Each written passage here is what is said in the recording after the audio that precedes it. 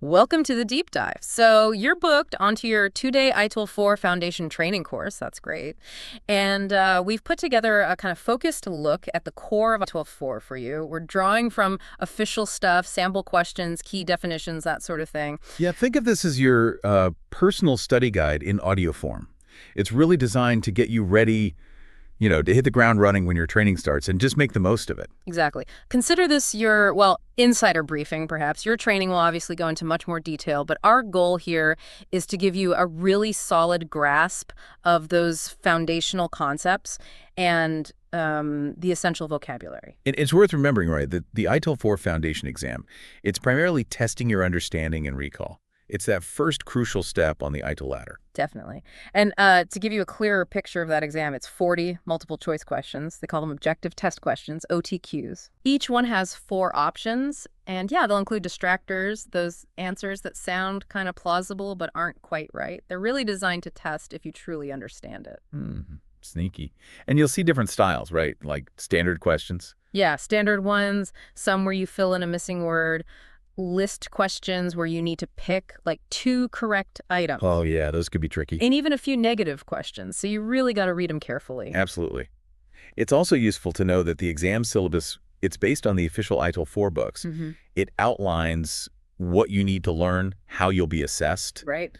Now, you won't be tested on like specific subsections at the foundation level, but having a good handle on the core ideas in those books, that's going to be invaluable for your training and prep. For sure. So our mission today really is to pull out those fundamental concepts and the key terms you'll hear over and over again, the stuff that'll form the backbone of your understanding for the course. Okay, let's dive in then. Let's start with a concept that's really central to ITIL 4, value co-creation. Right. This isn't the old way of thinking, where a service provider just sort of hands something over. It's much more collaborative. Exactly. Our sources say a service is about enabling value co-creation. How? By making it easier for customers to achieve the outcomes they want. And, crucially, without them having to manage all the specific costs and risks involved. And what's really interesting here is the emphasis on value being perceived. It's not this fixed thing. It's subjective.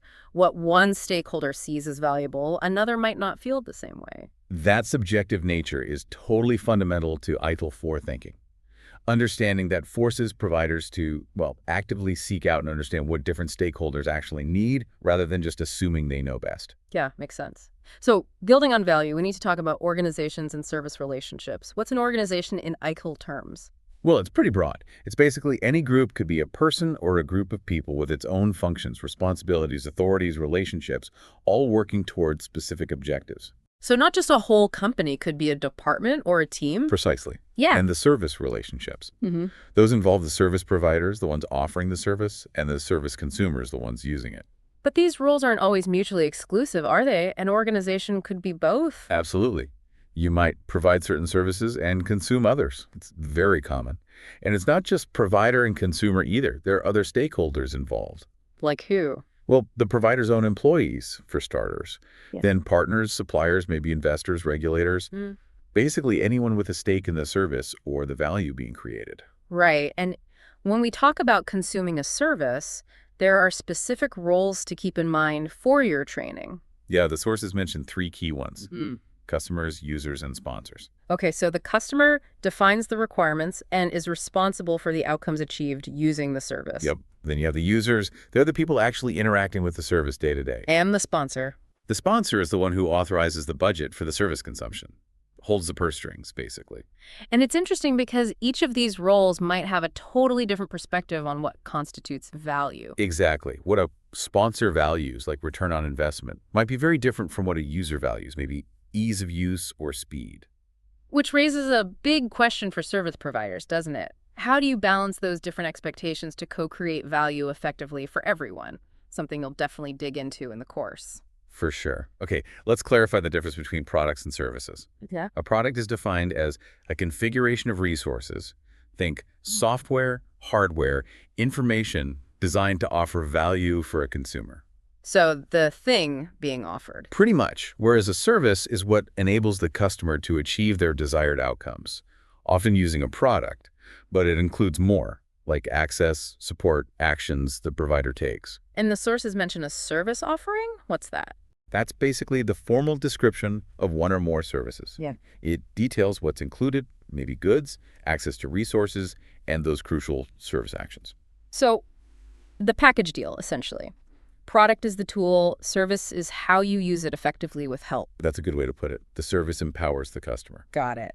Now, to really grasp service value, we need utility and warranty. Let's break those down. Utility is... Utility is what the service does. The functionality it offers to meet a specific need.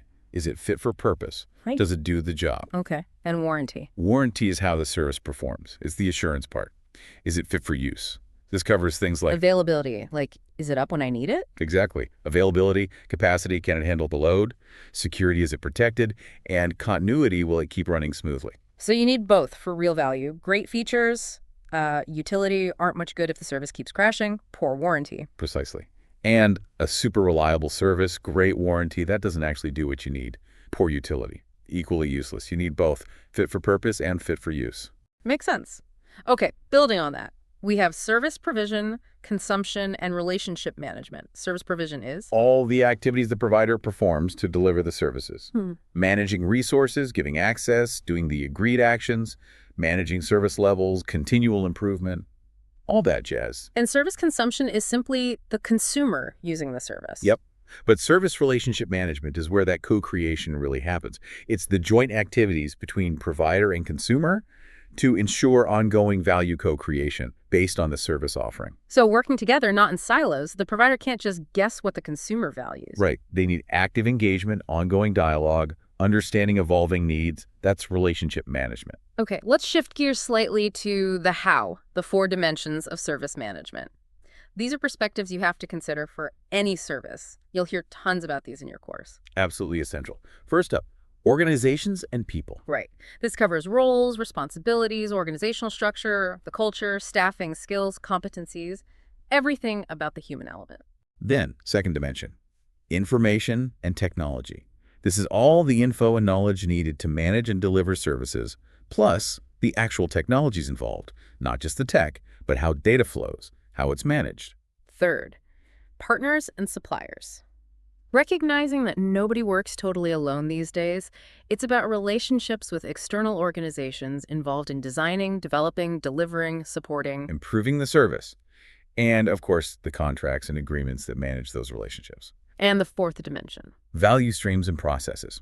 This focuses on the activities, the workflows, the controls, the procedures, how work actually gets done to achieve objectives and create value efficiently and effectively. So organizations and people, information and technology, partners and suppliers, value streams and processes, you need to look at service management through all 4 lenses. Totally. They're all interconnected. Change one, and it impacts the others. You got to see the whole picture. Okay, so those are the dimensions. Now what about the service value system, the SVS? Ah, yes, the SVS. Think of it as the big picture, the overarching framework in ITIL 4. It describes how all the different bits and pieces, components, activities within an organization work together as a system to enable value creation. And its key components are? The guiding principles, which we'll get to, governance, the service value chain, practices, and continual improvement. It emphasizes how everything connects. Got it. And central to the SVS is the service value chain, or SVC. Right. This outlines the 6 core activities an organization performs to create value. It's not necessarily linear, though. Not step by step. No. These activities plan, improve, engage, design and transition, obtain, build, deliver, and support. They get combined in different ways to form value streams for specific scenarios. Okay, so the 6 activities are plan, improve, engage, design and transition, obtain, build, deliver, and support. And each one takes inputs and creates outputs. Exactly. It takes inputs like demand or requirements, transforms them into valuable outputs. Yeah. And importantly, the practices remember what used to be called processes are used across these activities. So engage might use relationship management and service desk practices. Precisely. Let's quickly cover the purpose of each activity. Plan. Plan is about getting everyone on the same page regarding the vision, current status, and improvement direction for everything, all 4 dimensions, all services.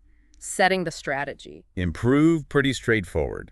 Continual improvement of products, services, practices. fostering that culture of getting better. Engage. All about understanding stakeholder needs, being transparent, having ongoing engagement, building good relationships. And design and transition, this is where new or changed services get built and rolled out, right? Making sure they meet expectations for quality, cost, time to market. Yep. Obtain build is about ensuring all the necessary service components, whether bought or built, are available when and where needed and meet the specs. And finally, deliver and support. This is the day-to-day running, delivering the service, providing support according to agreements and expectations, where the user really experiences it. Exactly. And as you go through training, really look at how these connect. Info from Engage feeds design and transition.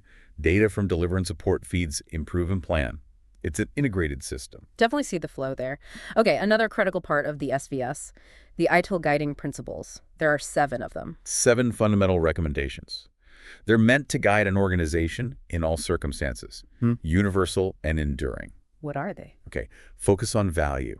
Start where you are. Progress iteratively with feedback. Collaborate and promote visibility. Think and work holistically. Keep it simple and practical. And optimize and automate. All right, let's quickly unpack those. Focus on value. Constant reminder.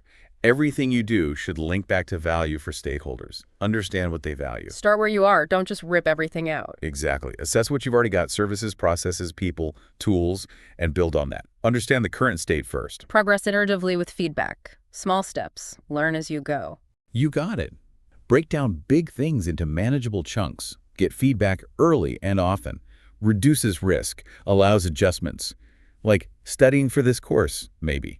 Maybe. Collaborate and promote visibility. Work together across teams, break down silos, make work in progress visible. It gets better buy-in, more relevant outcomes.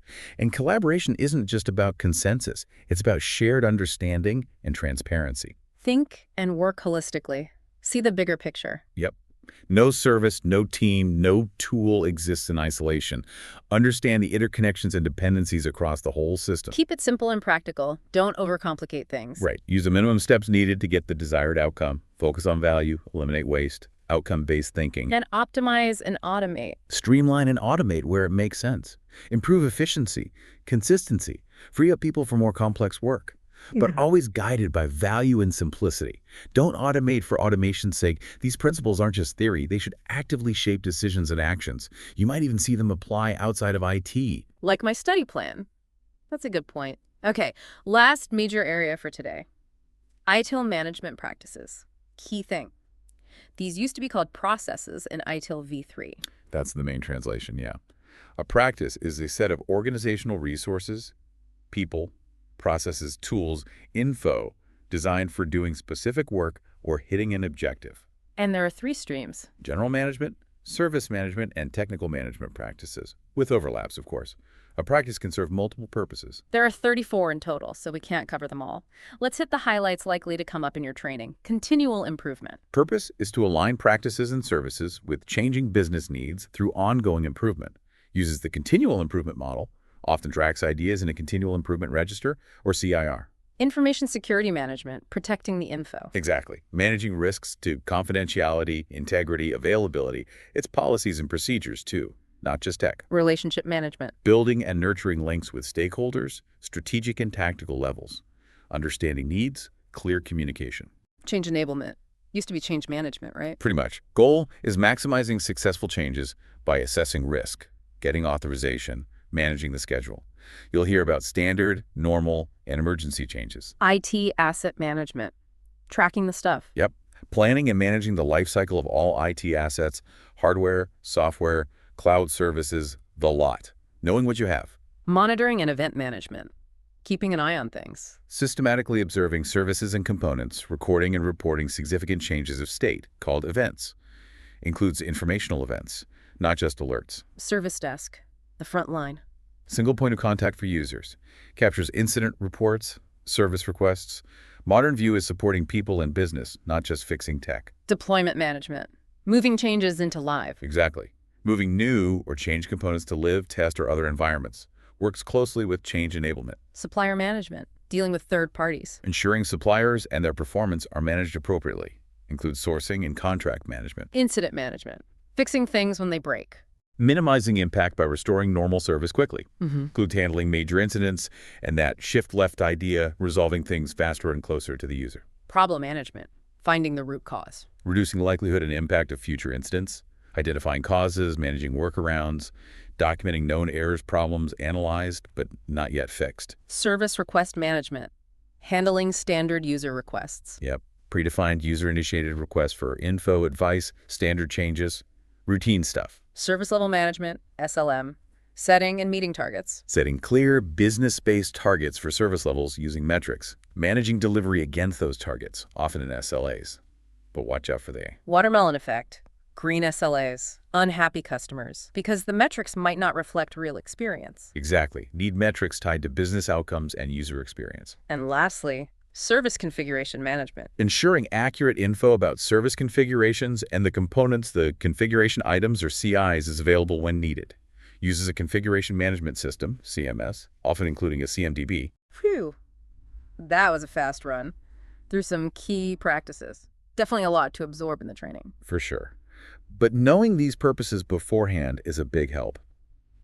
Okay, maybe we should quickly rattle off some key terms you'll definitely hear, just quick definitions. Good idea. Baseline. Defined starting point for comparison. Best practice. Proven successful way of working. Change authority. Person or group authorizing changes. Change model. Standard approach for specific change types. Change schedule. Timetable of planned changes. Configuration. How CIs work together. Configuration item, CI. Any component managed to deliver a service. CMDB. Database storing CI info. TMS. System managing configuration data. Customer experience, CX. Customer's overall perception from interactions. Effectiveness. Achieving intended results. Efficiency. Using resources economically. Emergency change. Change needed immediately. Engage. Value chain activity for stakeholder interaction. Environment. IT infrastructure set for a purpose. Example. Test live. Here. Known flaw that could cause incidents. Error control. Problem management activity for known errors. Significant occurrence for service management. Failure. Service or component not working as required. IT asset. Resource with financial value. Major incident. Incident with significant business impact. Mean time between failures, MTBF. Average time between failures. Mean time to restore service, MTRS. Average time to recover from an incident. Metric. A unit of measurement. Model. Representation for understanding analysis. Monitoring. Observing a system or service. Obtain build. Value chain activity for getting components. Operation. Routine running of services. Organization. Group with objectives. The partners and suppliers. One of the 4 dimensions. Plan. Value chain activity for direction setting. Policy. Statement of intent. Correct. Configuration of resources offered. Reliability. Performing function without failure over time. Request for change, RFC. Formal proposal for a change. Resolution. Action addressing incident problem cause. Resource. Asset or capability needed for work. Risk. Potential event with negative impact. Riskus. Enables value co-creation. Service offering. Formal description of service. Service provision. Provider activities. Service relationship. Provider-consumer collaboration. Service request. User request for standard service. Standard chain. Pre-authorized, low-risk change. Supplier. External provider of goods, services. Systems. Interacting components. Systems thinking. Considering interconnectedness. Utility. Fit for purpose. Value. Perceived benefits. Usefulness. Importance. Value stream. To create value. Value streams and processes. One of the 4 dimensions. Vision. Aspirational, future state. Warranty. Fit for use. Workaround. Temporary fix reducing impact, not cause.